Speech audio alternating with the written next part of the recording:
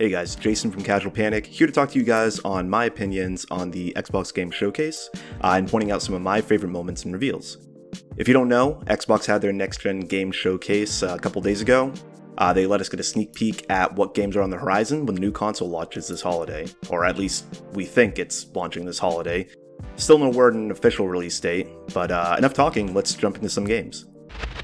So guys, first on the list, starting us off as strong as can be, is the reveal trailer for Fable.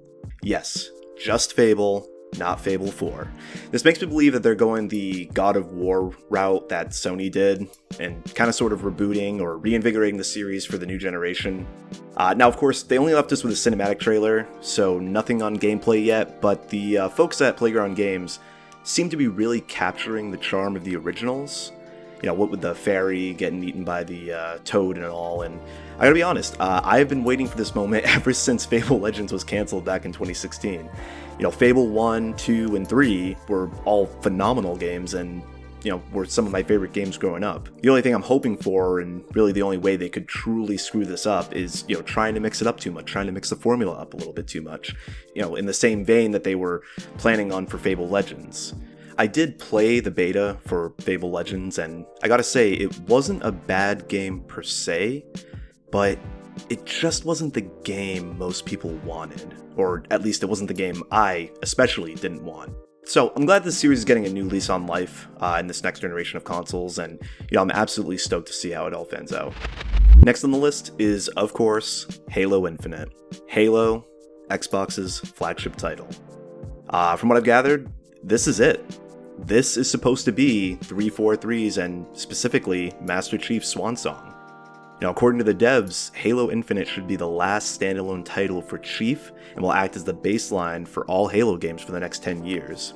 Could be that they are going for the Bungie Destiny route, although they've claimed they're not going for the whole games as a service model. You know, we'll see how it pans out, but you know, I gotta be honest with you, I loved Halo up until Halo Reach, which to this day is still probably my favorite Halo game in the series. You know, I really didn't play a whole lot of 4, or I don't even think I played 5 at all, so I really don't have an opinion on those games. But based on the gameplay that I saw at this conference, I wasn't that impressed. It definitely made me feel a bit of nostalgia from the first game, you know, when Chief crashed on the first Halo ring back in Combat Evolved. But other than that, I mean, Halo is Halo. The graphics were kind of meh for next generation. The combat kind of looked the same, kind of looked like it worked the same. You know, they added in the grappling hook now, and it looks like they're doing some sort of open world mechanic. You know, just based on what the gameplay showed, it kind of reminds me of the same way Gears 5 did it, where it was almost like an open battleground rather than an open world. They didn't show enough of it. You know, if you kind of look, it looks like some locations have, you know, classic Halo difficulty levels associated with them, and there seems to be some sort of score system in place. But they didn't really show enough of that. They just kind of showed some, you know, map with icons on it. So more on that, I guess. As for the story, it looks like there's some plot being developed, you know, as Chief comes into contact with someone from the whole banished mercenary group from the Halo War games. But again, it just kind of seems like Halo is Halo, and you know, it just looks like the same Halo reveal from previous E3 reveals. But, I mean, this is supposed to be the big one.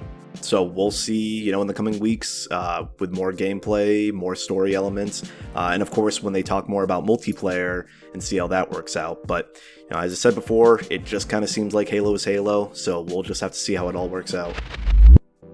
Microsoft also released a cinematic trailer for the new State of Decay 3. Being developed by who else but Undead Labs. State of Decay 1 and 2 were both phenomenal games, and gave a much different approach to the zombie video game genre, while games like Resident Evil and The Last of Us focused mostly on an overall core narrative to the game. State of Decay is the arcadey zombie survival sim with a much smaller narrative jammed in. It was definitely a sleeper hit back when the first one launched back in 2013. Now this trailer is a bit different than previous State of Decay trailers. In this, it focused on sort of a singular character in a cinematic shot of them walking through the woods.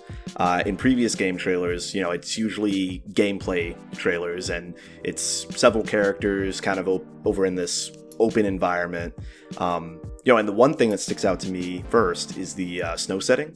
State of Decay has otherwise always taken place in warmer climates and seasons, so it'll be interesting to see what elements they add to the game, with the whole winter setting. The other thing that stuck out was the zombified animal. I believe it was like a deer or a doe. Don't remember seeing those in earlier games, but Undead Labs has added some interesting new features in between previous titles, such as adding the whole blood plague thing to State of Decay 2. So maybe that plague is starting to affect animals? I don't know. Again, it was just a trailer, so let's hope we get some gameplay soon and really see what this game is. Continuing with the apocalyptic setting that this list is going in, we have Stalker, or Stalker 2.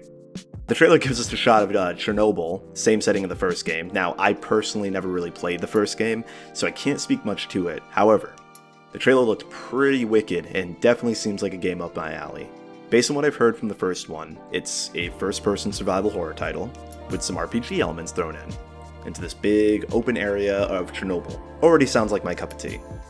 Now the trailer kind of pans around the different areas of the zone in Chernobyl, showing off derelict hallways and some survivor settlements while playing an eerie violin in the background. And I mean, there's not much more to say in that. While the trailer does look like it may have been captured in-engine, there wasn't actually any gameplay shown, so for scrubs like me that haven't played the first one, I guess I'll just have to wait and see what this one's all about. Alright, time for some new IPs. Now, Obsidian was by far one of the best acquisitions Microsoft could have ever acquired. They were really knocking it out of the park. In this showcase, we saw them reveal some additional content for the fantastic Outer Worlds, as well as revealed a brand new Obsidian RPG, Avowed. I have no idea what this game is supposed to be, but if the first person's perspective tells me anything, it's Obsidian's Elder Scrolls game, as was Outer Worlds was sort of like their Fallout game. After they lost Fallout, of course. But no, seriously, the trailer kind of pans over, it shows an arrow flying through the sky, a burning arrow, and eventually that arrow lands into this cave where this person that is in first perspective pulls out a sword in one hand and some magic in the other, and all I can think about is Skyrim. You gotta really try to find bad games that were made by Obsidian, so I already have full confidence in whatever Avowed is. I think it's gonna be fantastic. Speaking of Obsidian, they also released a new trailer for their new game, Grounded. And it is almost quite literally a Honey, I Shrunk the Kids game, where you and your friends play as a band of kids who have been shrunk and have to survive the harsh elements of, that is, the backyard. During Steam Summer Event, I actually got a chance to play 30 minutes of beta for this game, and it was actually pretty fun. It's pretty standard when it comes to survival games. You break things down for materials, you craft armor and weapons from sticks and stones, you fend off aggressive bugs like spiders and beetles, and ultimately try to find a way to not be shrunk anymore. It definitely has a lot of charm, definitely has that Obsidian charm specifically to it. And the game's coming out real soon, so I'd highly recommend it if survival games are kind of your thing. Last on this list, I want to talk about the game The Medium. The trailer for the game kind of shows this woman, presumably the main character, and presumably an actual medium. It's someone who can communicate with the spirit world as well as the living world. Yeah, the whole medium concept kind of appears in a whole lot of different things from TV shows and movies, but in this case, it's a video game. She seems to be investigating some decrepit buildings, and just kind of based on the trailer, it seems like it's some sort of investigative, supernatural survival horror game. Funny enough, when I first saw this trailer, the themes and tones and color gamuts used in this trailer somehow reminded me of 2019's Blair Witch game, the game based on the movie of the same name.